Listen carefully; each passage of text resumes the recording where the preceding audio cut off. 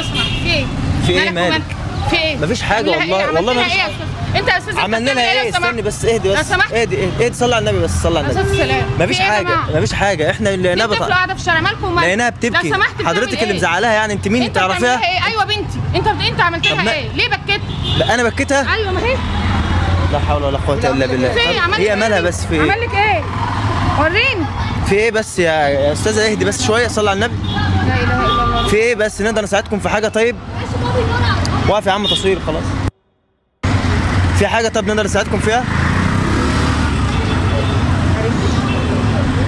طب دي تقرب لكم ايه ولا حد تبعكم ايه؟ والده زميلتها في لا حول ولا قوه الا بالله. لا حول ولا قوه الا بالله. بعد ما والدتها حاولت انها تهديها وكان عدى تقريبا حوالي ربع ساعه. طيب احنا ممكن لو عايزه تقدمي لها رساله ولا تقدمي لها حاجه هي ممكن تشوفك اصلا عندنا على الصفحه. فقولي لها اي حاجه انت عاوزه تقولها لها وان شاء الله تشوف الفيديو ده. طياراتكم مش كفايه. الله اكبر. والمدافع مش كفايه. والجنابل والحصار والحرايق والدمار والدموع في عيون صغار والجناين تبقى نار مش كفاية ومش حكاية. لو عايزيني مرة أخضع غيروني شوفوا يمكن لو ده ينفع بدلوني. واما ما تلاقوليش طريقة واجهوا لو مرة الحقيقة واقروا من قرآني آية تفهموا أصل الحكاية. إني بضحك على الجنابل موتة جاية وقلبي جابل. تعرفوا إن الجنابل والمدافع والشظايا والسلاح اللي معاكوا ومش معايا مش كفاية. موتوني 1000 مرة ومش كفاية. غصب عنكم بلادي حرة وللنهاية. كلمة بكتبها بدماية للي يستشهد ورايا إن تمن الجندية لو حياتك مش كفاية. لو حياتك مش كفاية. ايه الإحساس ده؟ هي في أطفال كده؟ بجد يعني هي مامتك راحت فين؟ بجد ربنا يبارك لك فيها والله ربنا يبارك لك فيها ومعلش يعني حاولي تصبريها.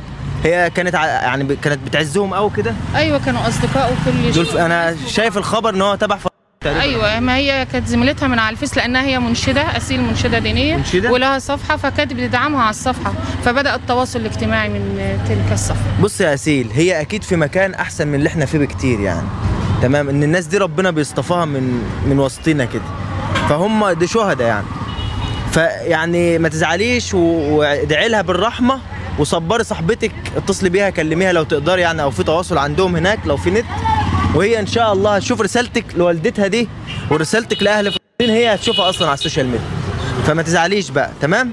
ممكن يعني تهدي حاجه بقى لصاحبتك بقى اللي هي لامها. حافظه اي حاجه عن الام؟ معانا كده. كل الدكاتره قالوا خير. كل الدكاتره قالوا خير. ما عندهاش ولا اي حاجة ولا حتى محتاجة لدواء. ما احنا عارفين شهر مارس والهوا شوية برد ما يستاهلوش والسن برضه ما تنساهوش. اول مرة اشوف حبيبتي بتتوجع وبتتلوي وانا عارف ان امي ما تشتكيش غير من القوي. عجزت يما وشاغ جريدك ده انت لسه مسحه الشقه بايدك. عجزت فجأة ده احنا كل جمعة نبوس ايديك عشان نوضب شقتك وتقولي لا. عجزت فجأة ومالك ابيضيتي ليه؟ ياك حتى بطرة مش كنت زي يما سمرة؟ الدكاترة مش بيقولوا حاجة بينا وانا قلبي متوهوش وحاسس ان امي فيها إن ولو ما فيهاش ازاي نتلاقى عليه. حجزوها ليه؟ اول مرة احس دماغي بتشقق وتفكيري بيعمل صوت. ما صدقتش ولا تخيلت وانا واقف في ساعتها بانه الموت كان نفسي اقول ندمان، اقول خجلان، اقول اني يا مايا بحبك حب مش معقول. المفروض تتصلي بصاحبتك بقى وتصبريها وتبقي جنبها، تبقي زي امها التانية. موافقين؟ اتفقنا خلاص؟ طيب احنا عاوزين بقى نسمع منك حاجة في الانشاد زي ما ماما بتقول انك منشدة كده. أنا جيت لك يا رسول الله، أنا جيت لك يا حبيب الله، أنا جيت لك يا رسول الله، أنا جيت لك يا حبيب الله، مشتاق لك يا رسول الله، ارضينا وزرنا لله، أنا جيت لك يا رسول الله، وحياتك دايما عالبال، أنا جيت لك دمعي سيال، وحياتك دايما عالبال، ارضينا وخدنا في رحابك، ارضينا وخدنا في رحابك يا حبيبي يا رسول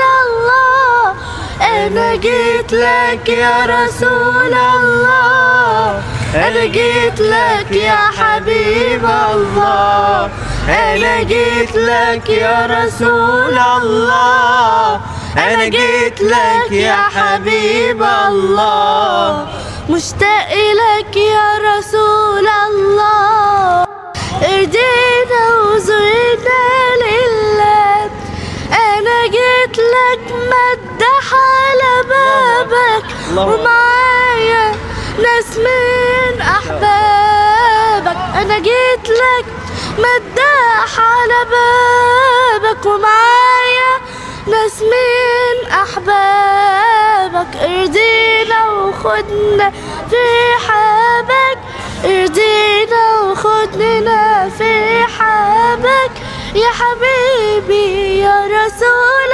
الله، أنا جيت لك يا رسول الله، أنا جيت لك يا حبيب الله، أنا جيت لك يا رسول الله، أنا جيت لك يا حبيب الله، مشتاق لك يا رسول الله، ارضينا وزرنا لله. بسم الله ما شاء الله عليك، صوتك جميل جدا، ربنا يحفظك يا رب. حضرتك الاول موافقه ان احنا نذاع الكلام ده عشان الرساله بس توصل ان شاء الله؟ يا ريتنا نقدر نعمل اي حاجه اكتر من كده، دي رساله بسيطه ان احنا ندعمهم بيها، يا ريت نقدر بس في ايدنا حاجه، احنا عرب المفروض كلنا ندعمهم اصلا ونبقى معاهم، بس ده ابسط شيء نقدر في ايدينا.